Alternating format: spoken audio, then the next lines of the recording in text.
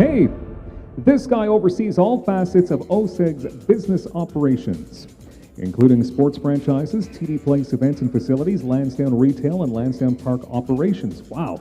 He also works closely with the City of Ottawa to ensure the Lansdowne urban lifestyle district thrives as a popular destination for residents and visitors to the city. Please put your hands together. The Chief Executive Officer, Ottawa Sports and Entertainment Group. His name is Bernie Ash. Bernie.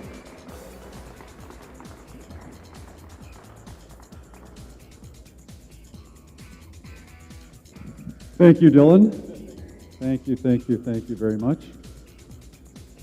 Thank you all. My Jared story is, it started about a year ago that he asked me to come and present at eSAX, and candidly, I had never heard of eSAX, and I said no.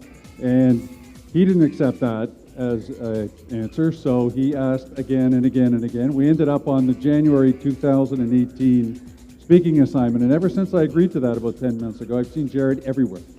Everywhere I go, the hat, so here I am, dressed for the occasion, obviously. I missed the memo about the hats and the yellow shirts. So, yeah, I'm really, really lucky. I have this really cool job, and it is a really cool place. We are so proud of Lansdowne. 5 years ago, I started this job 5 years ago, and 5 years ago, this building you're in was 100 yards that way on the other side of what is now a theater. This was all just bulldozers were literally arriving at the site, sea of concrete, condemned buildings. The arena and the stadium were basically falling apart. So last year, in 2017, we hosted 3.7 million visitors to the site. You might also know we've had some other success. We won a Grey Cup. We went to the finals with the Ottawa Fury in the NASL Championships in our second season. So we've had some great sports success. This restaurant district rocks. Like, we are so pleased with the way that people have embraced the destination, how coming down here all times a year, but the summer it's really cool. It's a great place, and we are really, really proud of it.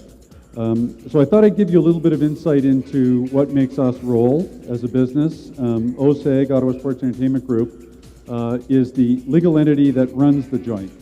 We don't own it. This is City of Ottawa property, and this is the result of a collaboration. This is the result of 5 developers who came up with a program for OSEG to redevelop this site, run it for 30 years, share in the cash flow with the city. But the city continues to own the property. I have been with the business, as I say, for about 5 years, or for 5 years. I'm not an entrepreneur. I always want to make that clear. So here I am at an entrepreneur event talking to entrepreneurs. I know nothing about entrepreneurship. I have spent my whole career as a business leader and manager. Okay, big difference, big difference. I have great respect for risk takers, and I get the golden rule. He who has the gold rules. I've worked for entrepreneurs. I work around entrepreneurs, but I'm not an entrepreneur, and I never have been one. I have run small public companies, a large private company, and some very highly visible goldfish bowl-like businesses. These sports and entertainment businesses are crazy because your shareholders are really your fans. So you get more grief from fans who pay the smallest amount than I ever got from owners who have a huge amount of capital at risk in a business. So they're tough businesses. The accountability in sports and entertainment business is extremely high because everybody has an opinion on what it is that you do. I've had the good fortune of growing up in Ottawa and having this situation. I've been with 2 startups. I've had leadership roles in 2 startups. The Ottawa Senators, I was there for 7 years and was part of the startup organization there, and of course this job. And that brings some really cool experience to the table as well. Both of those had large construction projects and deadlines that were real deadlines. I'm talking about deadlines where we had an opening night that was published a year or year and a half ahead of time. You have no wiggle room. I mean, this is it. So getting focused on getting to a destination when you have opening nights, I've done it twice, is absolutely a killer. And everyone's watching, and it's tough. And the sports entertainment industry is unique in a lot of respects. Important aspects, it's discretionary spending. No one needs what we do. We kill ourselves every day. We work our ass off. We spend all this money. No one needs this, okay? This isn't like this, important elements in your life, food and water. This is discretionary spending. Our inventory is perishable. Once an event's over, done. Can't get it back. Experience is the buzzword in our business, okay? Emotion rules. How people feel about what they just did and where they spent their money dictates how well we do. Standards are extremely high for service. You are all customers of the sports entertainment business. If you go to a sporting event, a concert, whatever it is, the standards are very high. People want to have fun. They typically put out a lot of money. Imagine us hosting a Grey Cup game and an outdoor game, both of which had on average $400 ticket prices.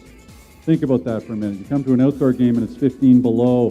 You're hassled with security trying to get in, and you spend a ton of money. You've got an opinion. A lot of people let us know how they feel about that.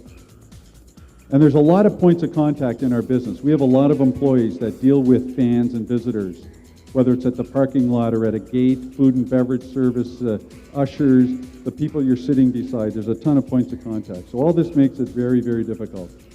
And in the age of social media right now, it's tough because small problems become very big problems really quickly. Everybody has an opinion on what they've done. So in our world, the big thing that we've been focusing on since the day we started, we have 130 full-time employees at OSEG, and we have about 750 part-time employees. It takes about 1,000 people to put on a Red Blacks game, so any large event like that. So we've really focused on employee engagement. That's been a big part of what we've been doing when we've hired people and trying to build our culture.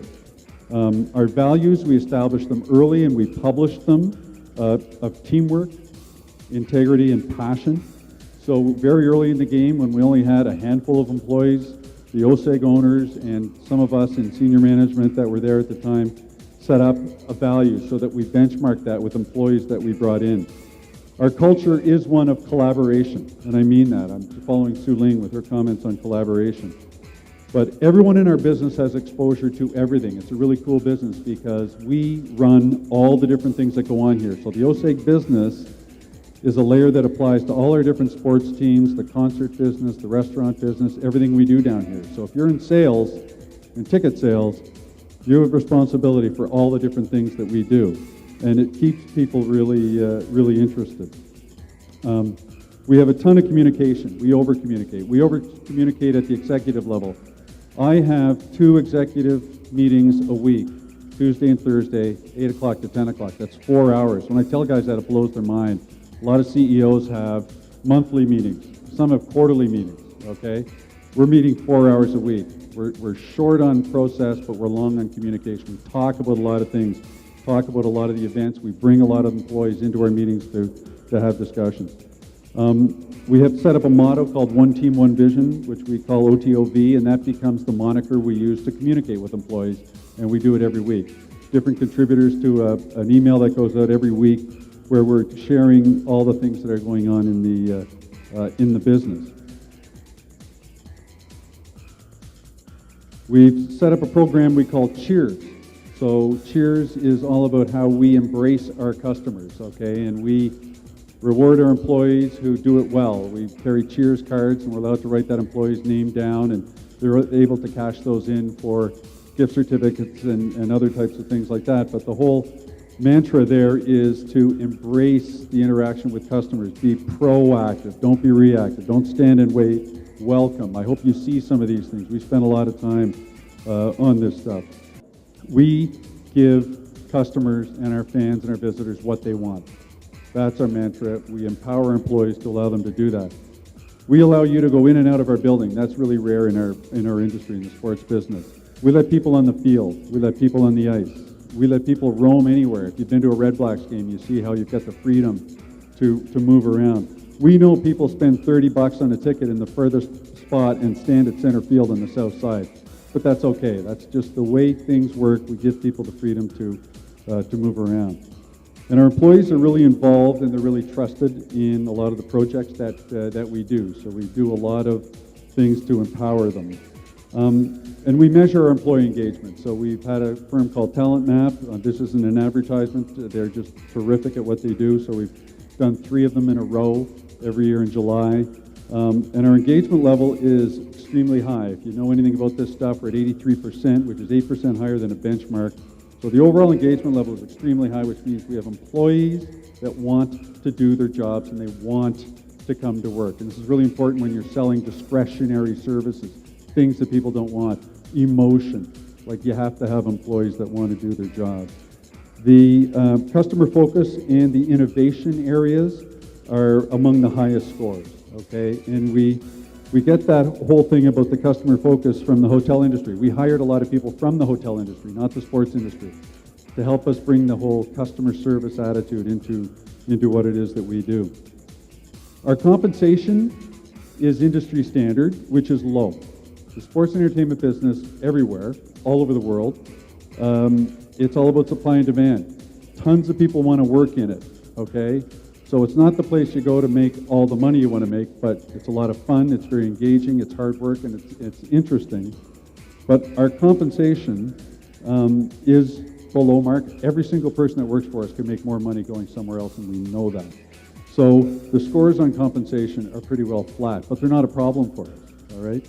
The work-life balance is in the red. It's seriously in the red. So our big focus every year is to deal with that box on the triangle or the pyramid of why employees are engaged. And work-life balance, when it's in the red and when you have a real problem, you're typically going to have employees that don't want to come to work, but we have an extremely high engagement score. And that's because people like coming to work, they like hanging around with the people, they become friends with the people that they work with. But what it does, though, is it contributes to these risks with mental health, with people that burn out. And so we're doing everything we can to force people to stay away from the office when they don't need to be around or not to have to come into work, because it's an events business. We have to be at events. I have to go to events. Like our whole life is about the 100 or so events that we run every year, so we have to be there and we have to do it. The work environment and professional growth areas are yellow. Those are concern areas for us because we're not growing as a business. We are what we are. We've done this, we've built this, we operate these sports teams, we know how many games and events that we have, but we're not like a tech company that's finding new markets, okay? We just got to perfect this and keep doing it over and over and doing it better and better, all right? Our most important employees are those under 35. Our average employee age is about 35. It's a young person's business. As you can see, I'm a little over 35, just slightly over the average. But we have fearless, smart, young employees that don't care about breaking rules. They use data when they make decisions. And I learn more from them than they ever will learn from me. I do a thing with them, a coffee with Bernie thing that we do, and it blows my mind. I always throw out a few problems to want to hear and get their input on things. And I welcome the interns when they come in. I just, props to Algonquin. I just did one in December, 9 Algonquin interns. And I tell you, I was intimidated in the room. The questions they were asking me, they're all in the sports management program. Smart, sharp, young people. I would trust them with any decision that we make. They're stronger than our executive team as a group, and I mean that. So our young employees are really charting the way for us. So that gives you a little bit of a sense, a little bit of what we're all about, why we focus on our employees, employee engagement, why it's so important to us. The key thing here is in our business, doing the things that we do, have to make our fans feel happy and have a positive experience with us. And we think it's working. It's obviously an area that we have to continue to focus on. So thank you.